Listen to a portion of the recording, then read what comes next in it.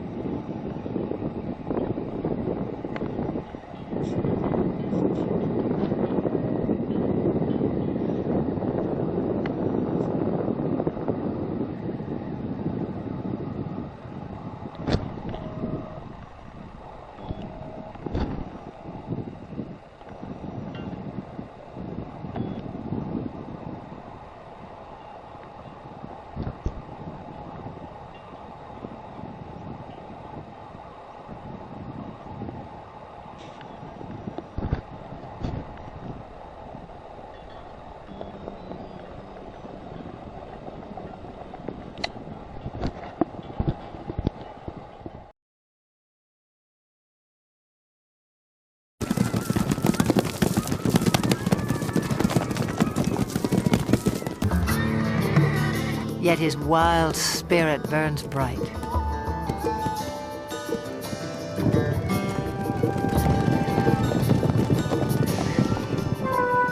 Spark of ancient myth. Pride of king and conqueror. He was the backbone of civilization. History was forged to the beat of his hooves. Even now, he still lays claim to the heart, with all the bold beauty that is the horse.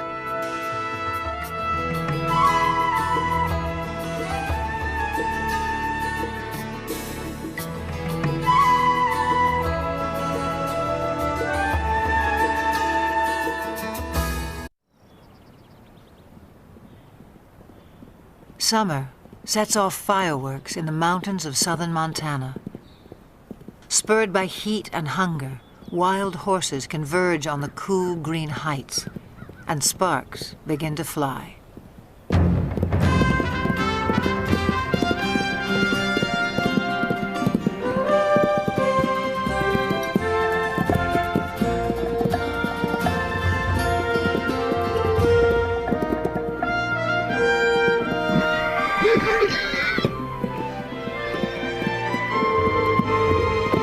Stallions spar and court young mares in a drama as old as the hills.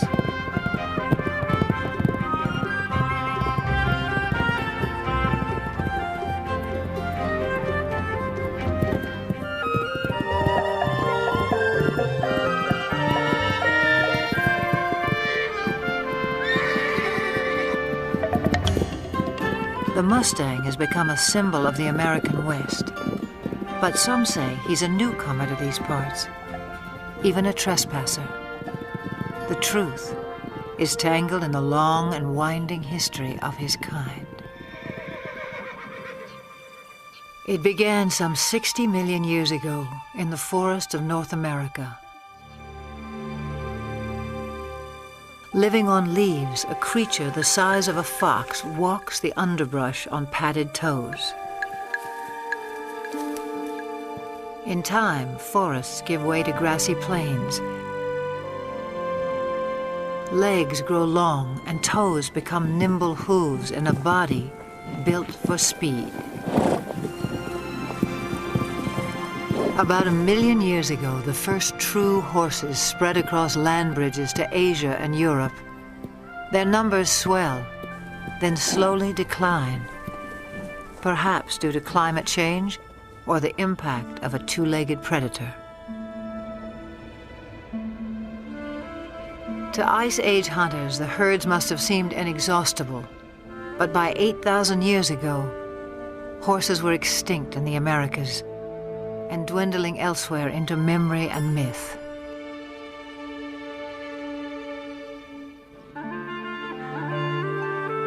Then somewhere on the steppes of Eurasia, at least 4,000 years ago, the horse inspired someone as more than just a meal.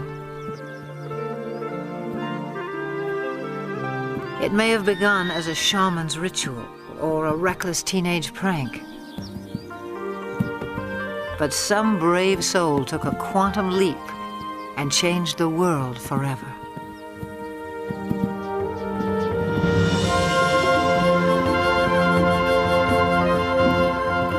The horse utterly changed our sense of distance and speed. He carried us forward in space and time and made our world smaller.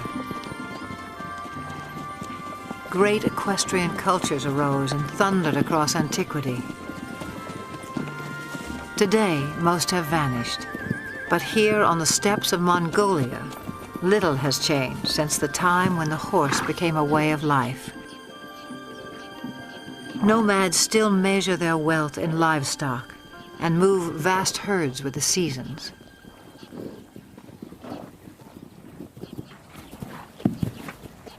Small but hardy, Mongolian horses endure a harsh climate and grow a thick winter coat. When pasture is meager, they can survive on very little.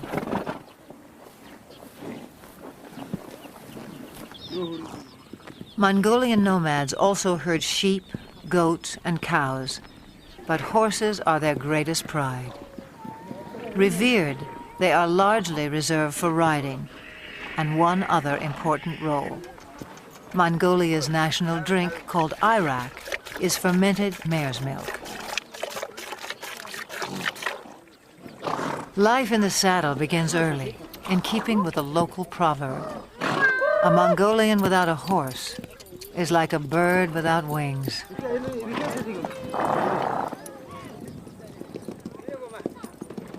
In July, thousands of nomads set up camp on the edge of the capital city, Ulaanbaatar. They come to celebrate Naadam, an ancient religious festival. National competitions of traditional sports are held, including 2 days of horse racing. One of the country's top horse breeders, Magnifique, traveled over a week to take part in what will be his 30th Naadam. From a herd of 400 head, he has brought his 12 fastest horses. Also in tow are his grandchildren. For good reason. Riders must be under 12 to compete at Naadam. Training, however, is no child's play. It's what Magnifique lives for.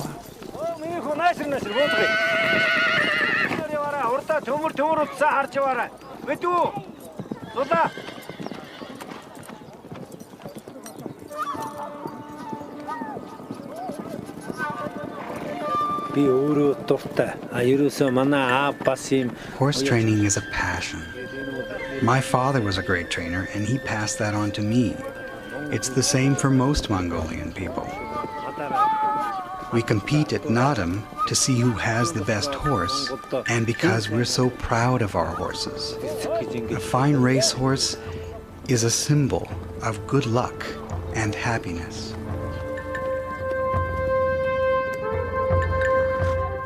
On the day of the first race, preparations begin at dawn.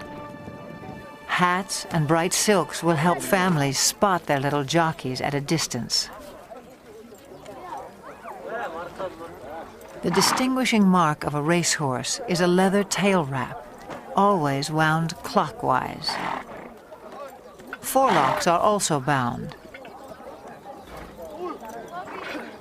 Magnifique enhances the look with a charm bearing Mongolia's national emblem. He has high hopes for this young stallion. With an offering of mare's milk, Magnifique's wife invokes the sacred powers of nature to bless horses and riders.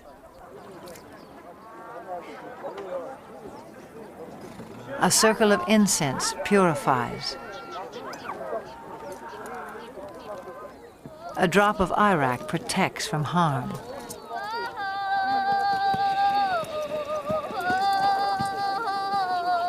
An ancient Buddhist chant rings out for luck.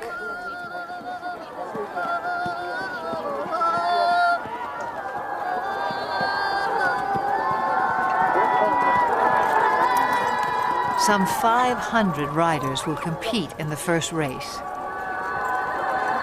Parents on horseback swell their ranks. By tradition, they circle clockwise at a staging area near the finish line.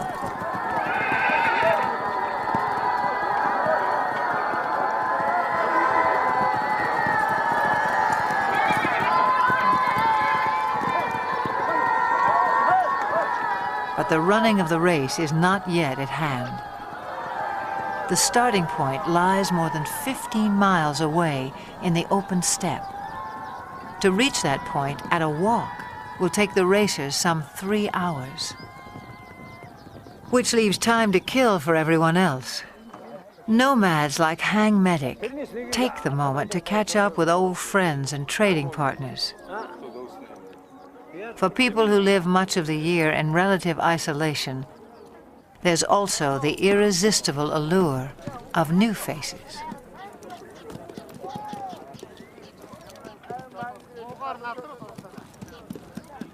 For now, small talk belies the drama that's erupting miles away. As 500 horses reach the starting point and the race begins.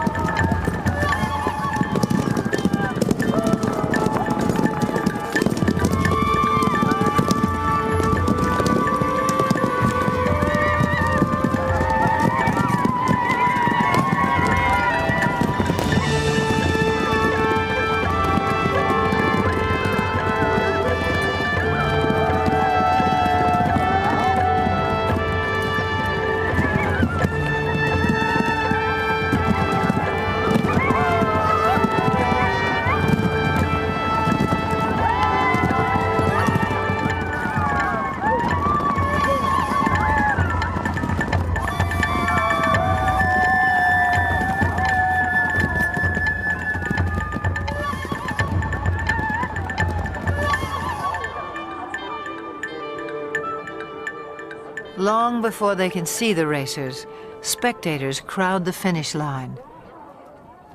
According to myth, the dust kicked up by winning horses showers happiness and prosperity on all those it touches.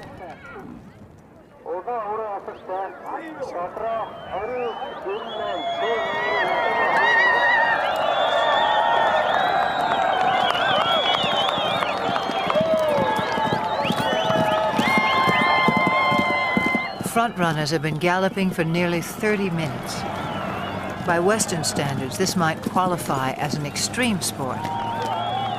But these are the descendants of Genghis Khan, who forged the largest land empire ever known on horseback.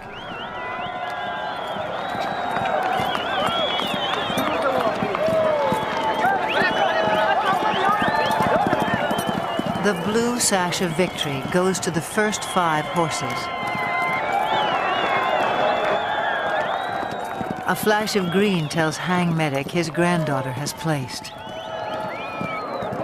But a riderless horse sends him off in search of his youngest grandson.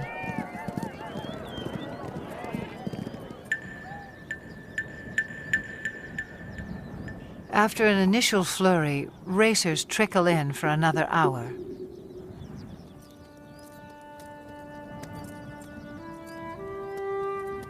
Herd instinct alone will keep a horse going, even one that lacks the fitness and conditioning required for a long-distance run. For some, the strain is too much.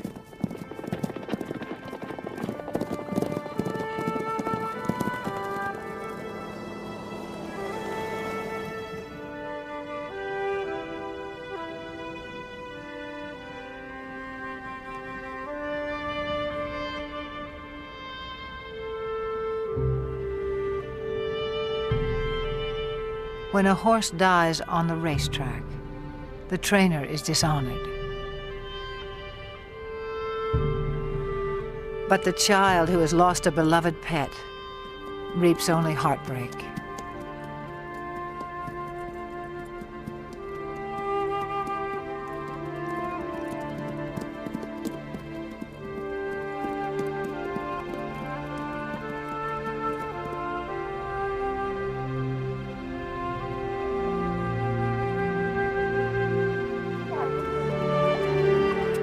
A fall near the starting point dashed the hopes of Hang Medic's grandson.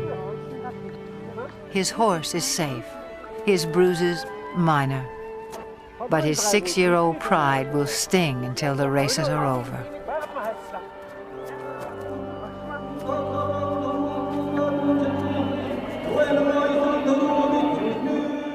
Nadam concludes in the National Stadium with a parade of champions. Hang Medic is twice a winner. His grandchildren take 2 of his horses through their victory laps.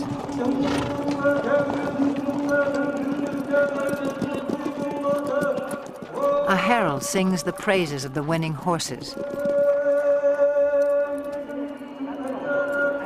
Medals and mare's milk do them honor.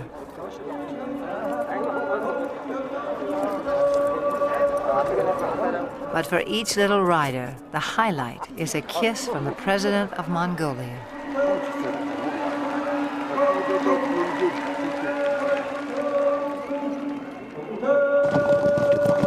No other nation makes more of the horse.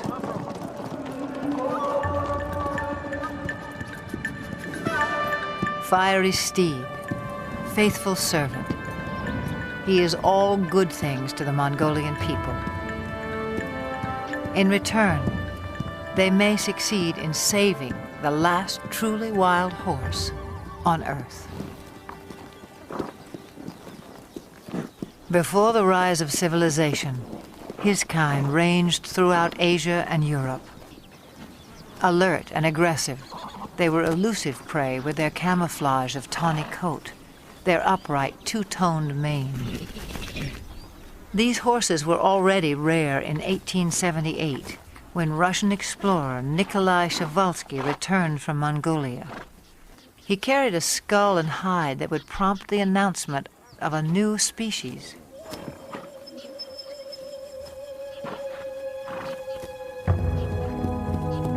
In a race for specimens, stallions were slaughtered to subdue mares. Mares were killed to secure foals. Dozens died en route to zoos and animal collectors in the West.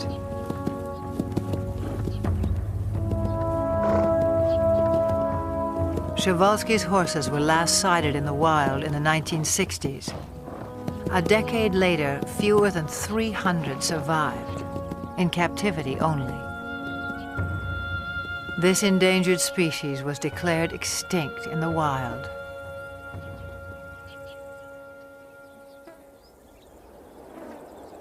In 1992, 16 Przewalski horses from European reserves touched down in Ulaanbaatar. Their journey was the crowning achievement of Dutch conservationists and Mongolian authorities.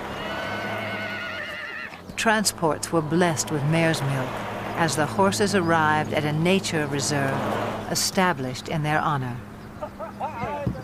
The homecoming delighted local people. Their name for the horses is Taki. The word also means spirit.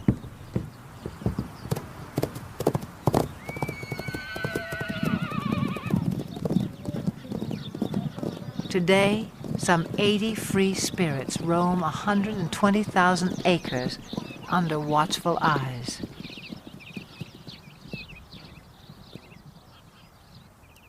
Park rangers closely track the animal's health and behavior. Breeding success is high. 2 generations have been born in the reserve. To increase the gene pool, horses are still brought in from the West. But prospects for a self-sustaining population are promising. Mongolia's preservation of the taki seems a fitting tribute to an animal who has given us so much.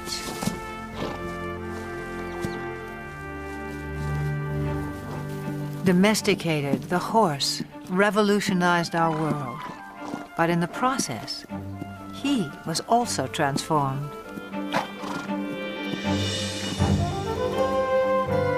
The legendary Arab is just one of more than 150 breeds, some honed for work, some for sport, others for sheer show.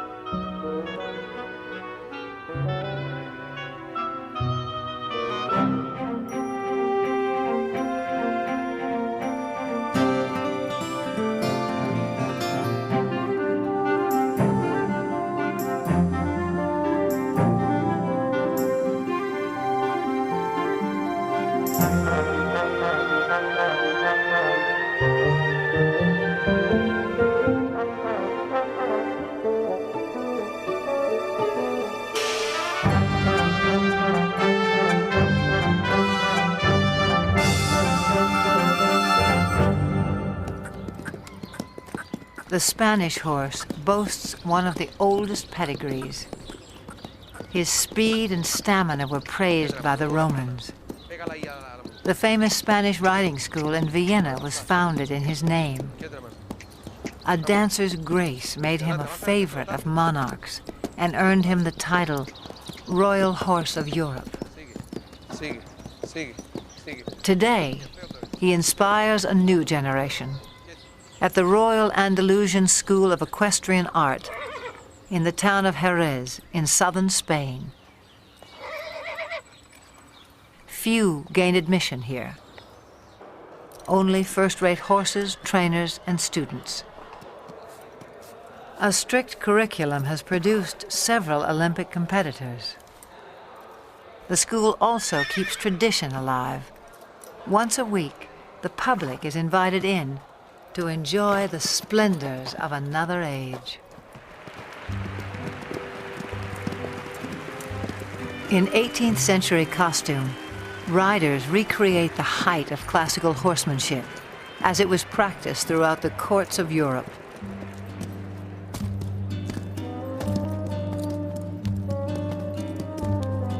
Most spectacular are the airs above the ground.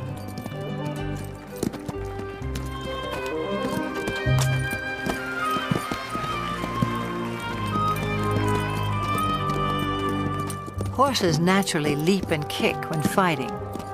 Centuries ago, cavalry mounts were trained to perform these moves in battle.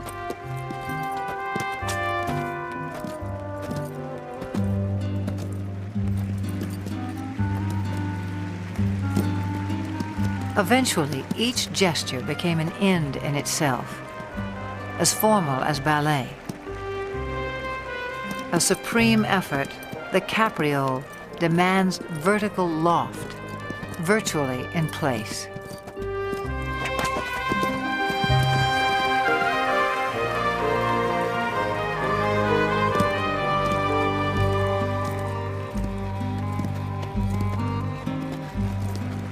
Few can perform this exacting dance with the power and precision of the Spanish horse.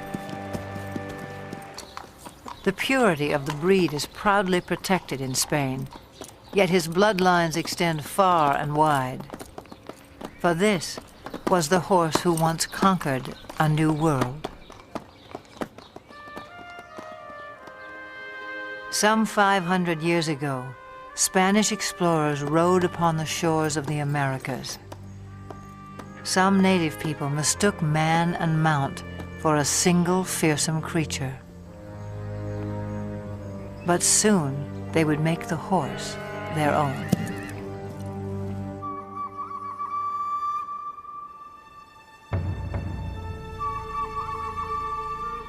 Through stealth and trade, Native Americans embraced the horse.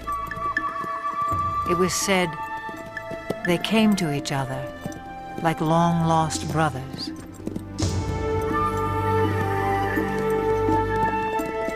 Some called him Sky Dog.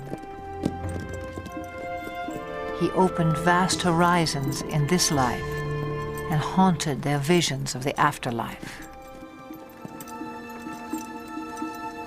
But this cult of the horse would not last. By the 19th century, Native Americans had been robbed of land and livelihood. Their beloved sky dogs were shot or simply set loose. Scores of Indian ponies joined strays and runaways, already thriving in the wilderness. By 1900, over 1 million horses roamed the American West. But not for long. To make way for cattle and sheep, public lands were cleared of animals considered worthless pests. They were slaughtered by the thousands for pet food, fertilizer, and mere sport. In the 1950s, public outcry denounced the abuses. Still, numbers had dropped below 20,000 by 1971, when a federal law was finally passed to protect the wild horse as a living symbol of the pioneer spirit of the West.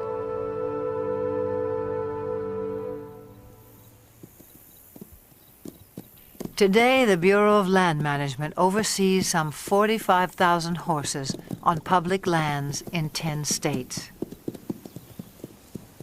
On the Montana-Wyoming border, the Pryor Mountain Wild Horse Range is home to a herd of about 160. Most live in small family groups of several mares, their foals, and a single dominant stallion. His role is to guard his harem and protect his growing offspring.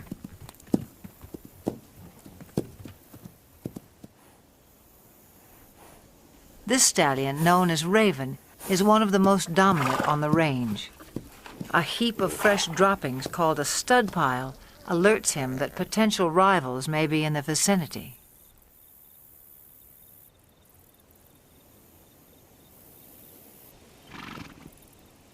A band of young bachelor stallions prompts Raven to move his family to a safe distance.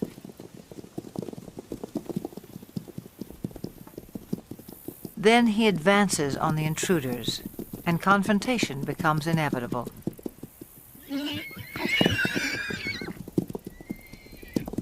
Raven may be outnumbered, but at 10 years old, his maturity and experience give him the advantage.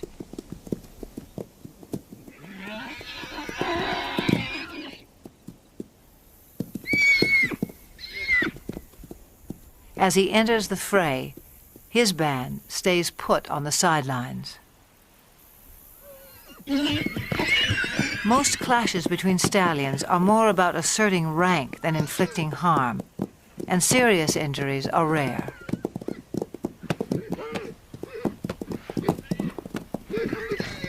In the end, the bachelors move on unscathed but chastened, and Raven returns to his mares.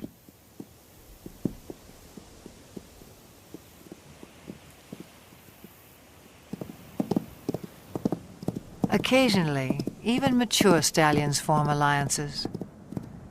A stud named Starman acts as a subordinate or lieutenant stallion to Flash, who has a mare and foal of his own. Flash tolerates Starman's presence, but allows him no access to his lone mare. In summer, a waterhole fed by melting snowbanks attracts this small band.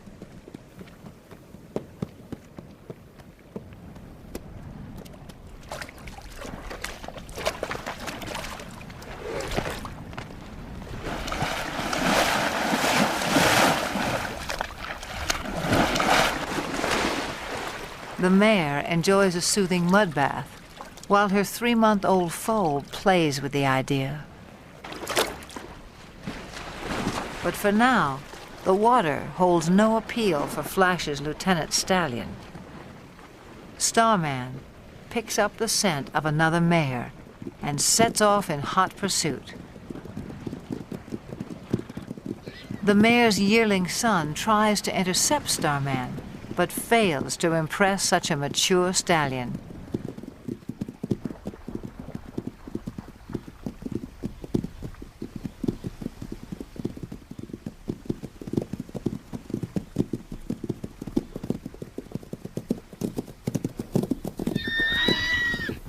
This mare's own stallion must be just out of sight, a boon for Starman.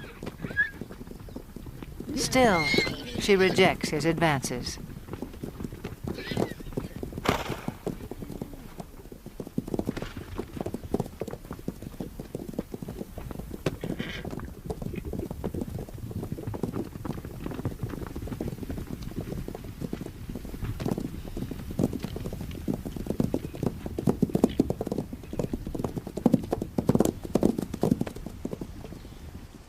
In the end, she gets away, and Starman can only observe the tactics of a more successful suitor.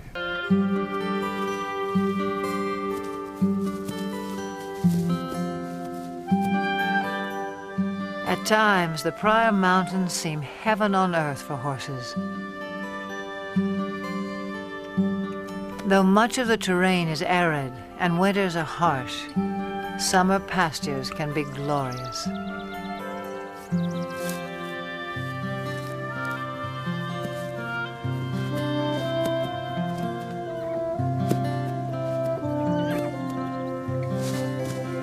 The horses have few predators to fear. Most were eliminated by ranching and land development. With high fertility rates, the horses' numbers can increase by 10, even 20% a year. And that means trouble in paradise.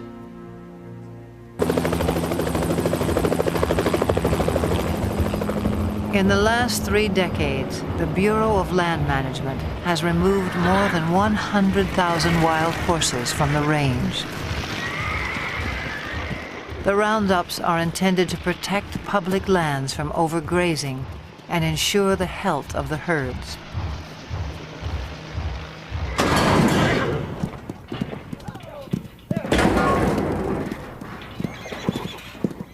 Excess animals are placed in adoption programs, but supply far exceeds public demand. Horses deemed unadoptable live out their days in holding pens.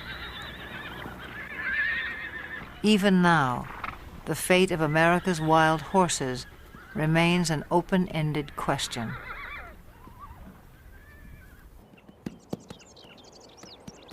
Some 4,000 years of domestication have failed to deprive the horse of his wild instincts. His natural impulse is to flee the company of humans. Brian Newbert makes a living not breaking, but in his words, starting wild or green horses. This 2-year-old quarter horse stud, born on the open range, has never been handled.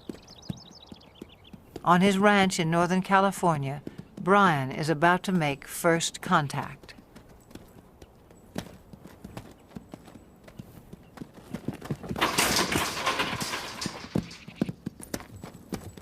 Brian will chase the horse until he turns to face his pursuer. The goal is capture the animal's attention and keep it. I'll ask again. Good. Now let's see if he leaves with his hindquarters or if he leaves with the whole horse. See, here's the The first little part is going to happen here in just a second, I think.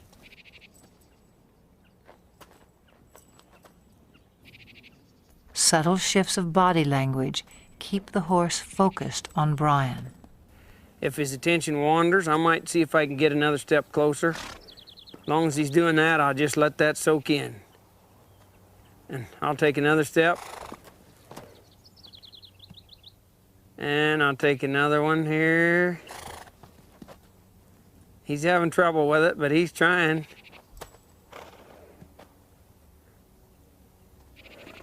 He's gonna have to leave here pretty soon. And I'll try to direct him back. There, he adjusted in the rear quarters. That's what I'm gonna need here.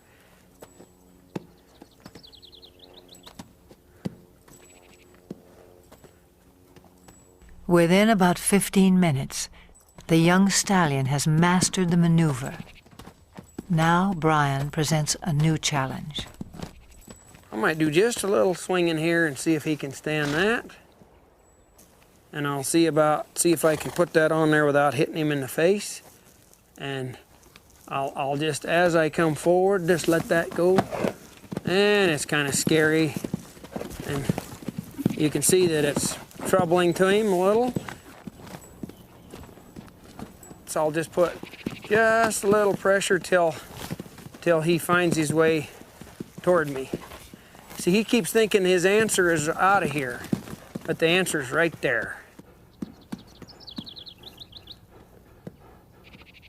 The horse turns to Brian for reassurance, a critical breakthrough. Now he might reach for me.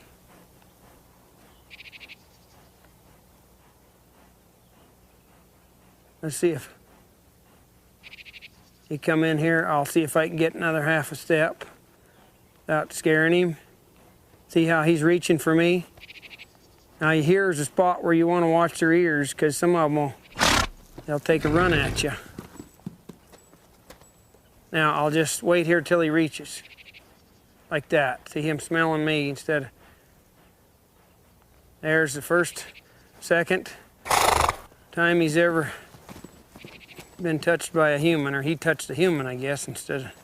Now again, let's see if this head shaking will disappear. I'll just keep a little tension there, and I'll see if he'll reach for me. And pretty soon I'll reach for him, like right there. We sort of met one another. A little bit of touching there.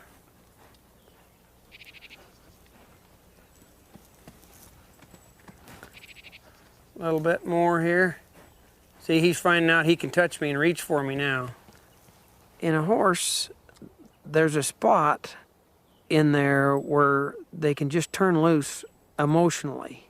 You can see in their eye and their face a change that comes over them. And they'll begin to drop their head and their eyes will soften, and you can just see that they're beginning to trust you. And then you can move right on and really advance then. I'll get my weight shifted back. He's feeling a whole lot better about things now. He's finding out I can touch him and he won't get hurt. Less than half an hour after the first touch, Brian tests the saddle. Kind of important to swing this on so that it doesn't hit him.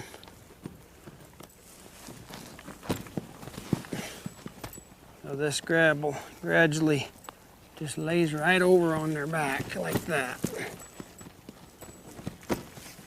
I don't mind seeing one buck with the saddle, because being a prey animal, that's his responsibility to not let anything stay up there. That's where the predator has the best advantage. If he can get above and stay with them, then he can have himself a meal. Pretty dreamy now, but we'll see what he's like when he feels that saddle on there. I'd rather he test the saddle out before I get on than after I get up there. Now I'm gonna move him off, but ever so softly, if I can. I'm not trying to make him buck.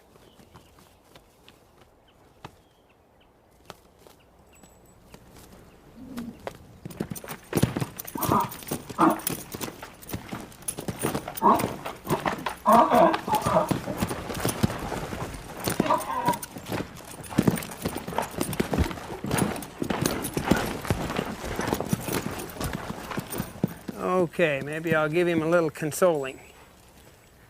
Did you get scared, Bolly?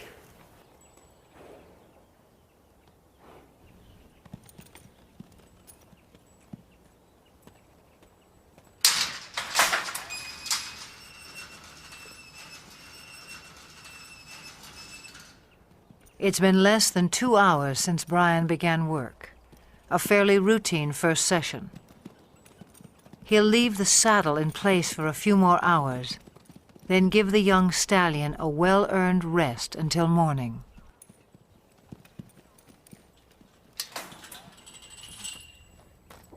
Yesterday's fear gives way to recognition and trust. Today will be another turning point. Social animals feel safest in a group. As a comfort to the young stallion, Brian has corralled several other horses.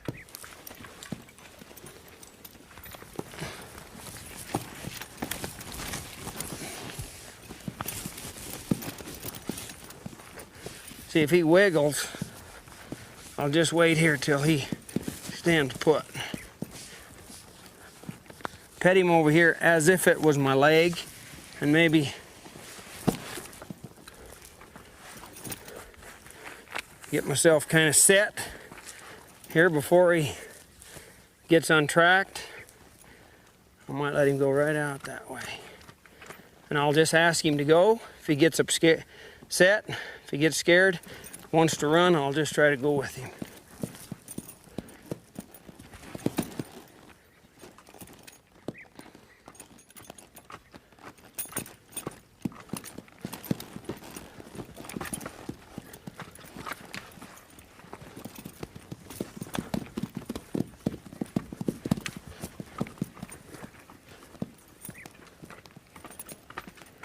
People ask me about this new way of working with horses. As far as I know, it's been around as long as there's been horses and man interacting with one another. I don't know how the first man could ever got on a horse for the first time without having something working for him.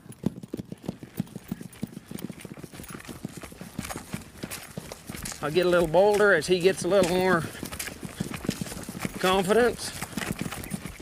I'll ask him here to come back to me with this rein a little, and he did. The young stallion's first ride lasts no more than 15 minutes and prompts a simple reward.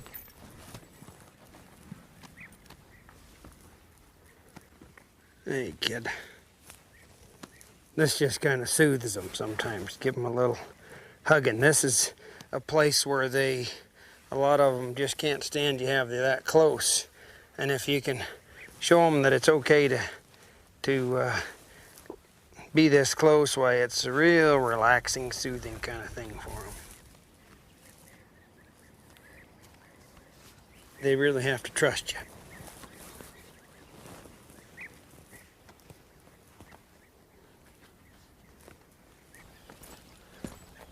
By day 3, it's time to abandon the security of the corral. A whole new life is beginning for the young stallion. He gets so he can trust me a whole lot more today, I see. And Brian is left to ponder an age-old mystery about the nature of horses. I often wondered how in the world would they allow somebody to get up on their back and guide them around. They'll take us miles and miles till they're totally, tired, pull wagons and pack loads and all kinds of things, when actually they could kick us or hurt us or buck us off any time, and yet they'll just work their hearts out for us if it's presented to them in a way that they can understand. Pretty special animal, really. Special indeed.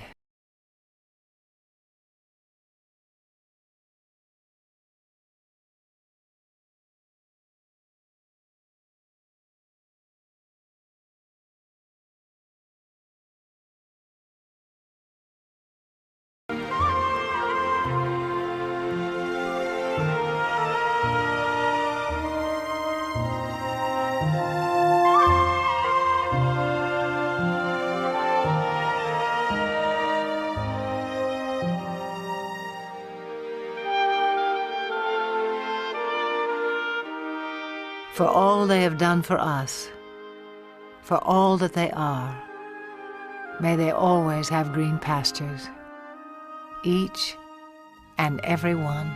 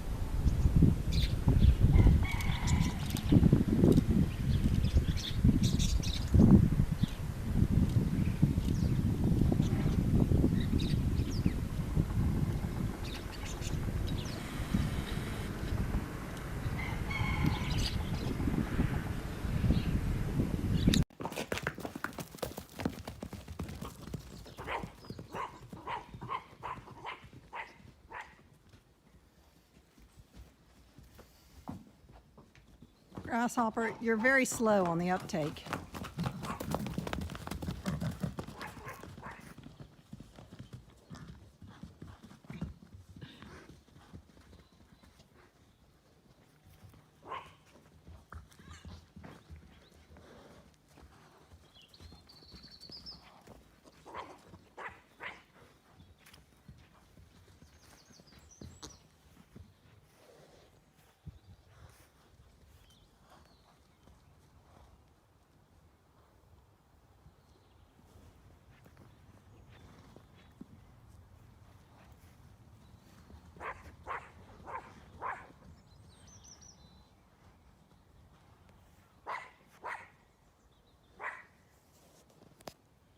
Well, that wasn't very exciting. I thought we'd have a lot more galloping around. But no. More interested in the grass. Inca, leave it! Inca! Inca! Inca! Leave them! Come on! Leave them! She wants them to gallop around too.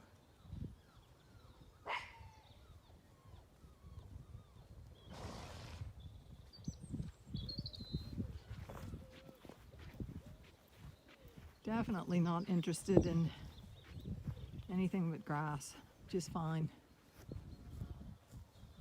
They still have their winter woolies on.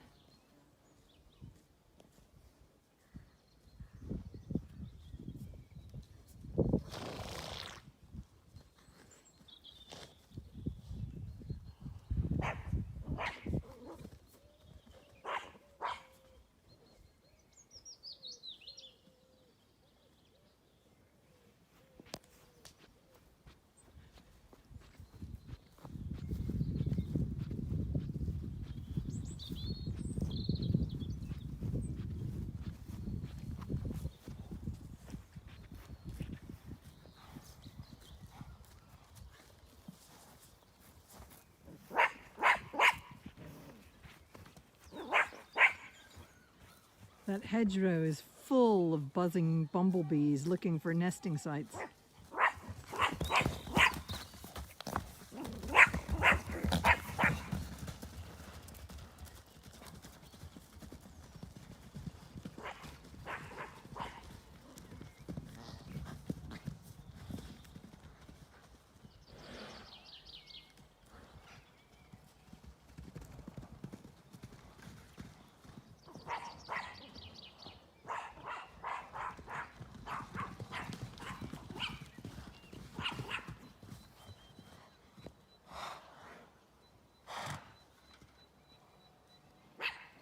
I thought we were going to get a roll at least. No rolls.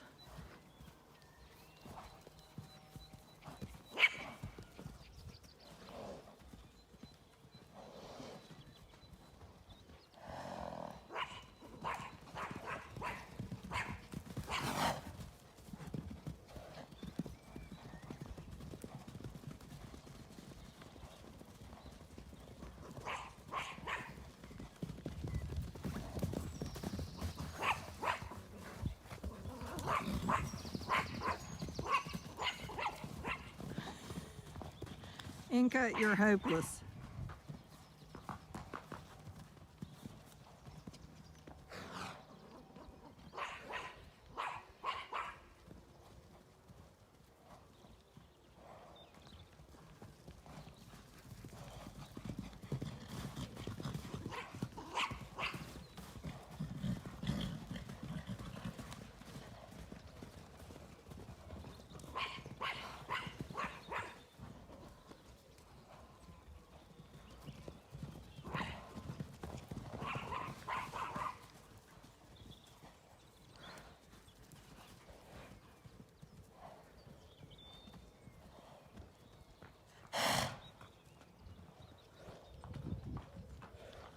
They've been locked up for a while in the shed, so they're letting off steam that has collected up over the past few weeks.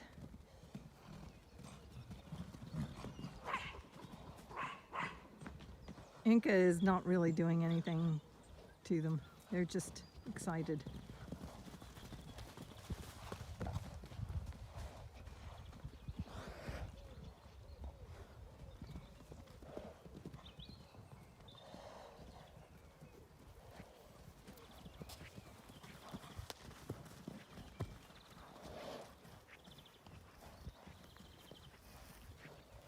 The joys of spring and being turned out for the first time in a few weeks.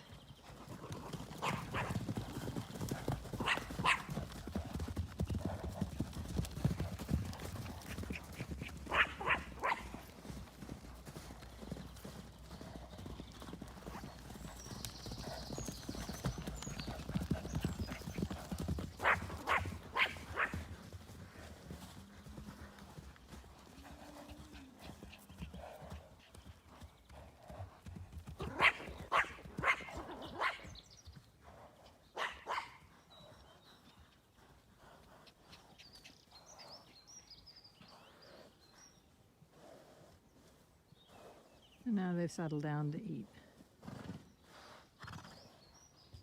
Sort of.